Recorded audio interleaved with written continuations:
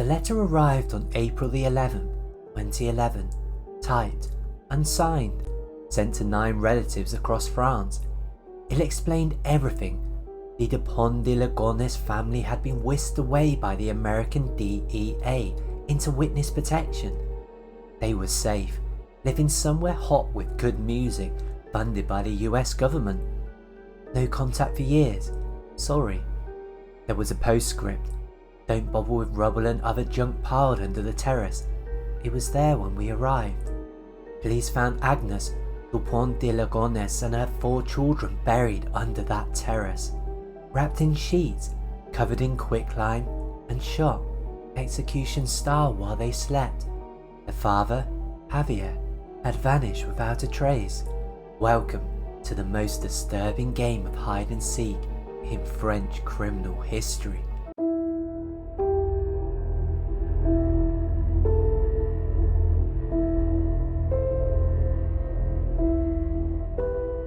April 2011, Nantes, Western France.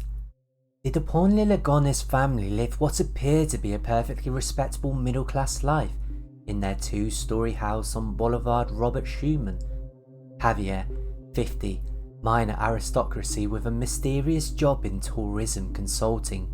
Agnes, 48, devoutly Catholic, worked at a local Catholic school.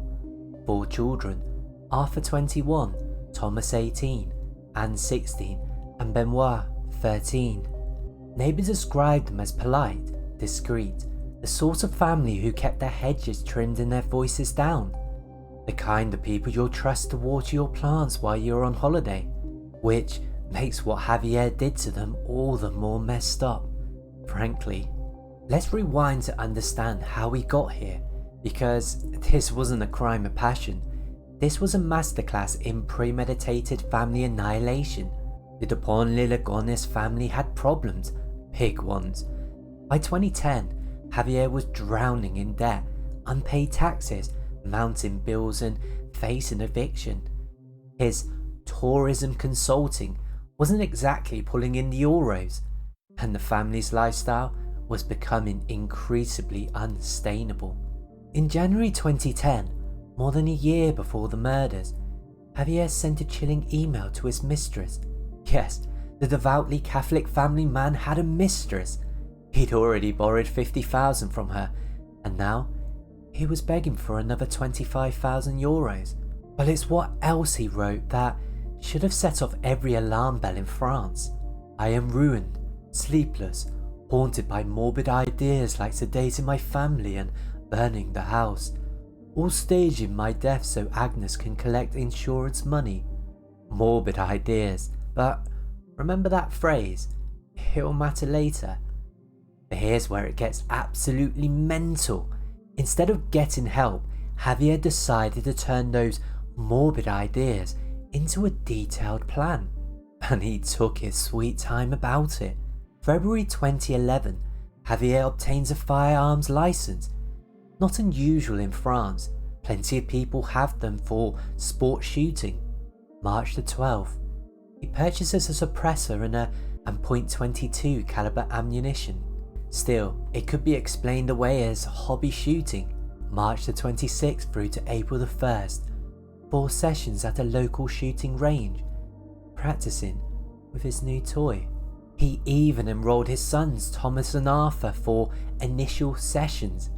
You know, dad-son bonding time at the gun range. How lovely. Meanwhile, Javier was also becoming quite the handyman.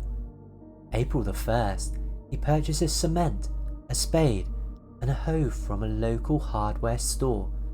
April the 2nd, 4 separate trips to different stores to buy 40 kilograms of quicklime.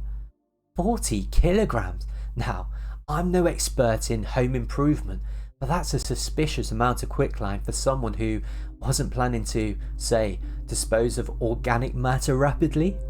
But Javier wasn't just planning murder, he was crafting the perfect disappearing act. This man, he understood that in the modern world, you can't just simply vanish. People ask questions, so he started seeing his alibis months in advance.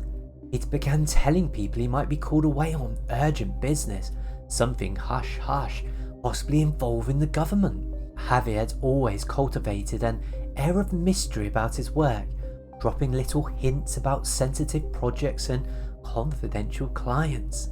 To some people, he suggested he might be working for American intelligence. To others, he was vague about international business opportunities. He was essentially creating multiple narratives that could later explain why the entire family might suddenly disappear. The man was writing his own exit strategy, and his family, they had no idea they weren't invited to the sequel. April the 3rd, 2011, the Dupont de Ligonnès family went out for their last meal together, a dinner and a movie. Normal Sunday evening entertainment. Javier even left a casual voicemail for his sister at 22:37, chatting about everyday family stuff. The neighbours would later report something disturbing. For 2 nights running, the family's 2 Labrador retrievers howled incessantly. Dogs know things, don't they? They sense when something's not right in their pack. Investigators believe Agnes and 3 of the children, Anne, Benoit and Arthur, were murdered during the night of April the 3rd to the 4th. The method was clinical, calculated, and absolutely fucking horrifying. Javier sedated his family first. We don't know how. Sleeping pills in their evening meal perhaps, or something slipped into their bedtime drinks. Then, as they lay unconscious in their beds, he moved through the house with his .22 caliber rifle. Each victim was shot at least twice, head or chest, close range, while they slept. The forensic team described it as methodical execution, not a crime of passion, not a moment of madness. This was systematic elimination carried out with the precision of someone checking items off a shopping list. But Javier wasn't finished. Thomas, the 18-year-old, he had been away that night, so Javier had to get creative. April the 5th, Javier drives to Angers, about 90 minutes away, to have dinner with Thomas. Father-son time. He spins some story about a family emergency, maybe a bike accident back home. Thomas needs to return immediately to help. Thomas, being a dutiful son, drives back to Nantes that evening. He walks into the house where his mother, sister and 2 brothers are already dead and buried. And his father, he's waiting for him. Thomas was shot the same night.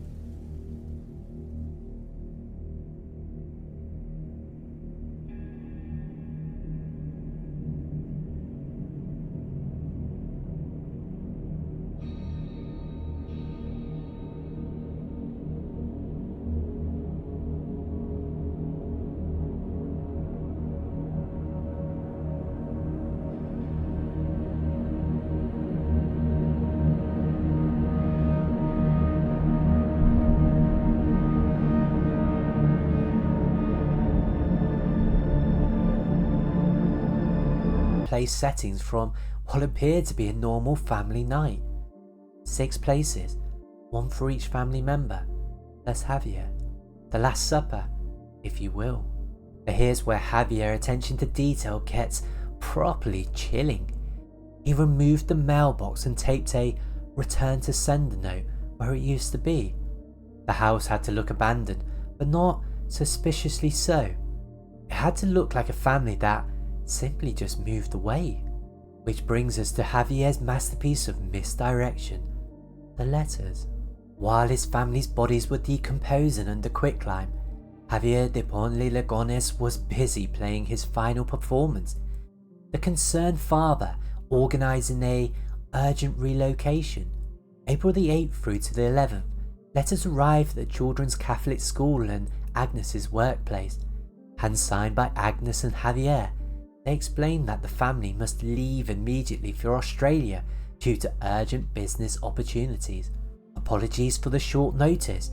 Please transfer records, etc. The letters were polite, detailed and completely believable. Schools deal with families relocating for work all the time. No red flags there. But their piece de resistance was the typed letter sent to 9 relatives on April the 8th, the one I mentioned at the beginning.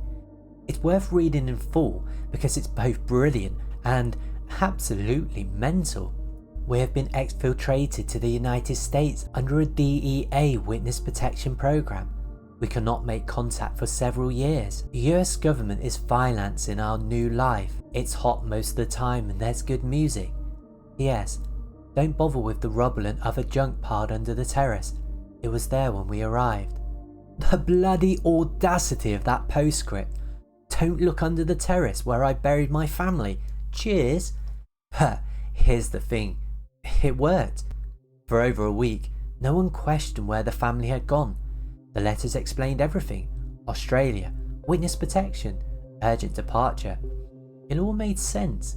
Meanwhile, Javier was already 500 kilometers south, beginning his own vanishing act.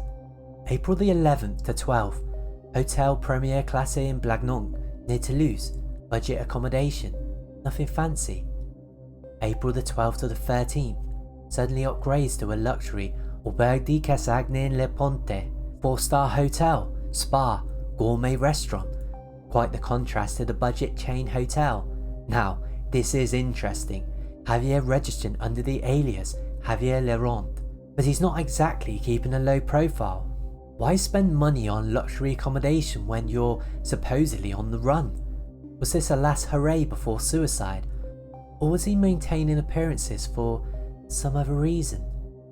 April the 13th, the first crack in Javier's perfect plan. A streamster who lived nearby became concerned.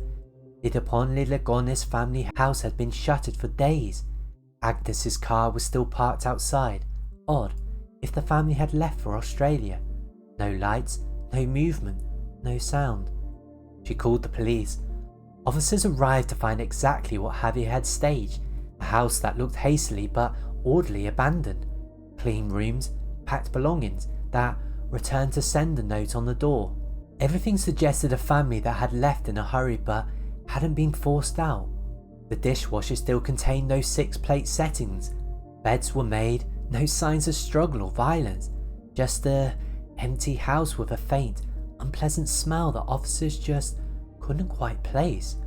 They checked with schools and employers. Yeah, the family had given notice about moving to Australia. Everything seemed legitimate. April the 14th to the 15th. While police were scratching their heads in Nantes, Javier was 800 kilometers south in the Var region near the Mediterranean coast. We have him on CCTV footage withdrawing exactly €30 from an ATM. €30, that's barely enough for a meal. Why such a small amount? Was he running low on funds, or did he only need enough for final arrangements? He spent that night at a Formula 1 budget hotel, back to economy after his luxury interlude. The next morning, April the 5th, he was captured on hotel security camera for the last time. 4:10 PM, Javier Dupont de Ligonnès walks away from the Formula 1 hotel, carrying a bag and what appears to be a long case, possibly containing his .22 rifle. He's wearing casual clothes, walking calmly, showing no signs of distress. This is the last confirmed sighting of Javier. His rental car was found abandoned in the hotel car park. Inside, his mobile phone, some clothes, and a receipt from a nearby outdoor goods store where he purchased hiking equipment. Javier vanished as completely as if he never existed. April the 19th, police in Nantes escalated their investigation from worrying disappearance to active criminal investigation. They were starting to suspect the Australian story was bollocks. April the 21st, ground-penetrating radar and cadaver dogs were brought into the house on Boulevard Robert-Schuman. The dogs, they went absolutely mental around the back terrace. That afternoon, investigators found what Javier's postscript had been warning not to look for. Agnes, Arthur, Thomas, Anne and Benoit, both family dogs, exactly where he buried them. The rubble under the terrace, it turned out to be 5 members of a loving family who trusted the man who murdered them in their sleep. And you know what? This is where it gets even weirder. The Var region, where Javier was last seen, is a searcher's nightmare. 6,000 square kilometers of rugged terrain, dense forests, deep caves and steep ravines. It's the kind of place where you could hide a body for decades and never find it. French authorities launched one of the largest manhunts in the country's history. Helicopters, search dogs, cave rescue teams, volunteer searchers. They combed every inch of the Marais massif looking for Javier. The working theory was suicide. A man who methodically murdered his whole family was unlikely to start a new life elsewhere. More probably, he'd walk into the wilderness to die on his own terms, taking his secrets to whatever grave he'd chosen. But months of searching turned up nothing. No body, no clothing, no evidence of Javier had even been in those mountains. Then, a false alarm started. 2015, bones found near Frigas, about 30 kilometers from Roquebrune-sur-Argens. DNA testing, not Javier. 2016, a letter arrives at AFP news agency, signed Javier Dupont de Ligonnès, claiming, "I'm still alive." Handwriting analysis, probably fake. 2018, reports of a sighting near a monastery in Roquebrune-sur-Argens. Massive police operation, searches of religious buildings. Result? Nothing. Well, it's the 2019 incident that really shows how desperate the search had become and how badly the French authorities wanted to close this case. October the 11th, 2019, Glasgow Airport. French police received a tip. Javier Dupont de Ligonnès had been spotted boarding a flight from Paris to Glasgow. The tip came with partial fingerprint matches, 5 points of similarity, where French law requires 12 for a positive identification. Any reasonable person might have said, "Hold on, let's get more confirmation before we alert the media." But reason had long since left this investigation. Within hours, French media was reporting that the most wanted man in France had been arrested. International police picked up the story, social media exploded. Finally, after 8 years, justice for the Dupont de Ligonnès family. There was just one tiny problem. They arrested the wrong man. Guy Joel, a 63-year-old French citizen who happened to bear a passing resemblance to Javier. Within 16 hours, some of it broadcast live on television. DNA tests confirmed what anyone with functioning eyes could have seen. This wasn't Javier Dupont de Ligonnès. 16 hours of international humiliation. The French police had essentially done the law enforcement equivalent of confidently walking into the wrong birthday party and expecting everyone to sing happy birthday. The case had become such an obsession that authorities were willing to embarrass themselves on the world stage just for a chance, however slim, that they'd finally caught their man. But the searches continued. 2024, police conducted new excavations at the Roquebrune-sur-Argens cemetery. They received yet another tip, investigated yet another theory. The result? Nothing. 13 years after the murder, Javier, he remains France's most wanted man. Over 1,750 tips have been investigated. Thousands of man-hours spent chasing shadows across Europe and beyond. So, what actually happened to Javier? Let's explain the theories. Theory 1, suicide in the Var. This remains the official working theory and it makes the most sense psychologically. Javier had just murdered his entire family by people he lived with and presumably loved for decades. The guilt, even for a psychopath, would be overwhelming. His final purchases included hiking equipment. He withdrew minimal cash, just enough for basic supplies.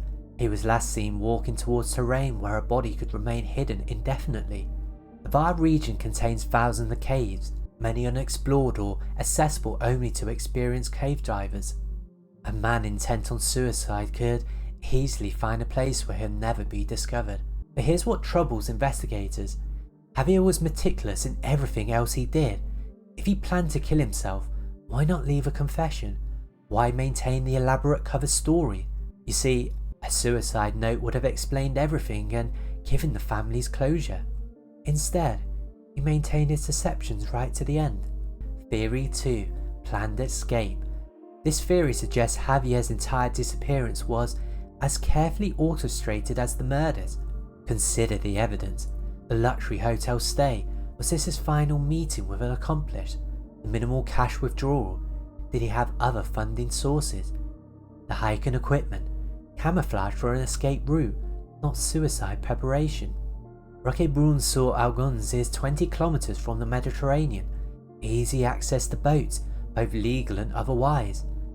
The French Riviera has always been a haven for people with money and flexible morals.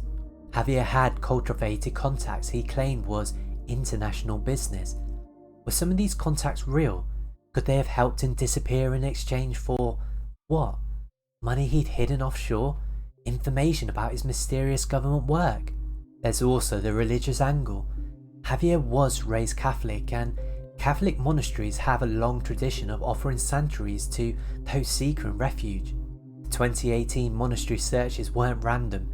Investigators had credible reports of someone matching Javier's description seeking shelter in religious communities. Theory 3. He never left France. The most disturbing possibility. Javier is still in France, living under a new identity. France's identity system, while bureaucratic, isn't impenetrable. A man with Javier's apparent intelligence and preparational time could potentially have established false documentation months or years in advance. Consider his behaviour before the murders, the mysterious government work, the international contacts, the careful cultivation of multiple alibis. This suggests someone who understood how to manipulate official systems. France has areas where someone could disappear into immigrant communities, off-the-books employment, cash-only transactions. Marseille, Lyon, even parts of Paris, places where asking questions about someone's past is considered impolite. But this theory requires believing Javier had help, significant help. You see, false papers don't create themselves. Safe houses don't arrange themselves. Someone would have had to assist him and keep that secret for 13 years. Theory 4. International flight. The least likely but most cinematic possibility. Javier successfully fled France and is living somewhere beyond European law enforcement reach. His supposed international business connections, his claims of government work. What if some of it was real? Intelligence services, both legitimate and otherwise, have always used people with Javier's profile. Educated, multilingual, able to move in respectable societies.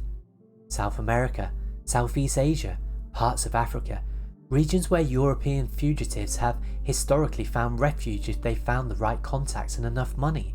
But this requires the most assumptions that Javier had significant hidden assets, that his international work was real, that he had escape routes prepared years in advance, and it doesn't explain why he'd risk it at traceable hotels during this southern route.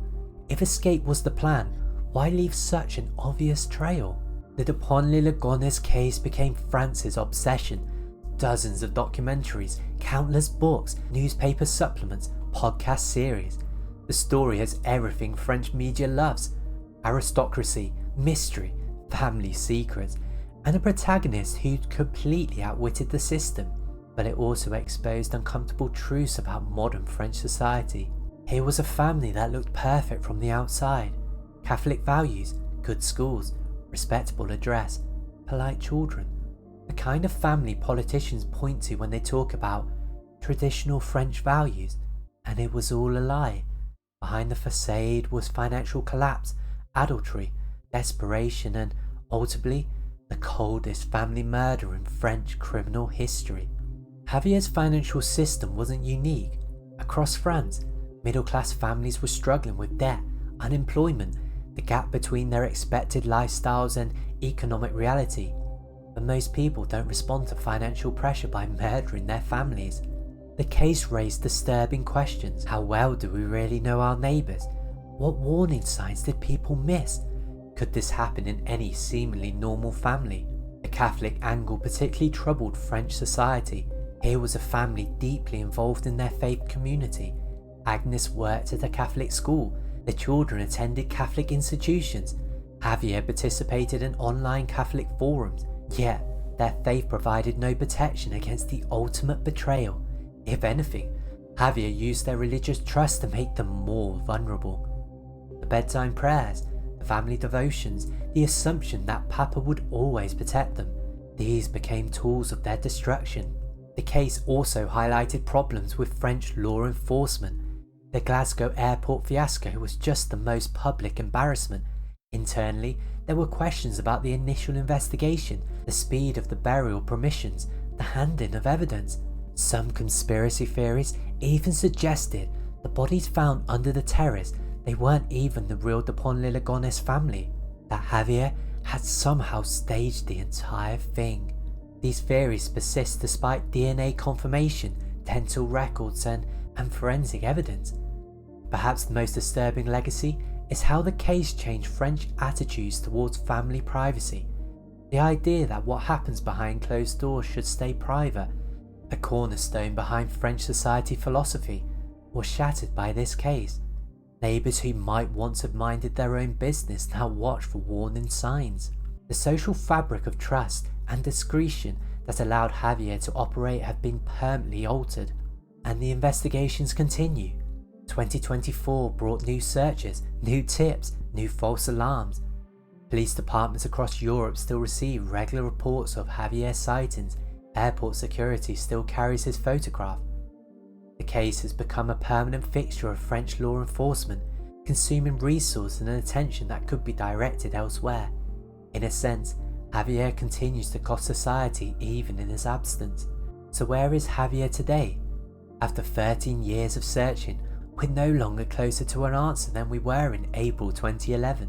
He could be bones in a far mountain cave, living under a false name in Marseille or sipping wine on a South American beach. The last image we have of him, walking away from a budget hotel with his bag and rifle case, has become iconic in France. It captures the ultimate mystery. A man walking into nothingness, leaving behind only questions and corpses. But maybe that's exactly what Javier wanted. Think about his elaborate deceptions, the multiple alibis, the careful timing, the theatrical touches, like that postscript about the terrorist. This wasn't about escaping justice, it was about creating a mystery that would outlive him. Javier Dupont de Ligonnès, minor aristocrat and failed businessman, had achieved something remarkable, immortality through infamy. His name would be remembered long after more successful men were forgotten. But let's not forget why we're here. Agnes, 48 years old, a devoted mother and teacher. Arthur, 21, just starting his adult life. Thomas, 18, with dreams and plans that will never be realised. Anne, 16, who should have been worrying about exams and boyfriends. Benoit, 13, who never got the chance to become whoever he might have been. 5 people who trusted the man who killed them. 5 people who went to sleep in their own beds and never woke up. Their bodies now rest in peace now in a cemetery in Nantes. Their house on Boulevard Robert-Schuman has new owners, new lives, new dreams. The terrace where they were buried has been rebuilt, but their killer remains free, somewhere in the world, or perhaps nowhere at all. Javier either lives with his secret or he has taken it to his grave. In January 2010, Javier wrote to his mistress about being haunted by morbid ideas.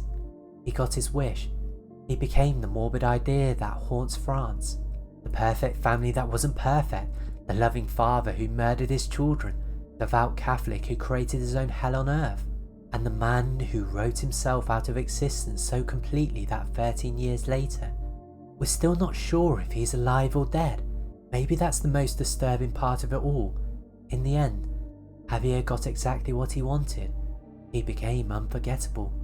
If you've enjoyed this deep dive into France's most notorious unsolved case, make sure to subscribe for more Boyzilla content.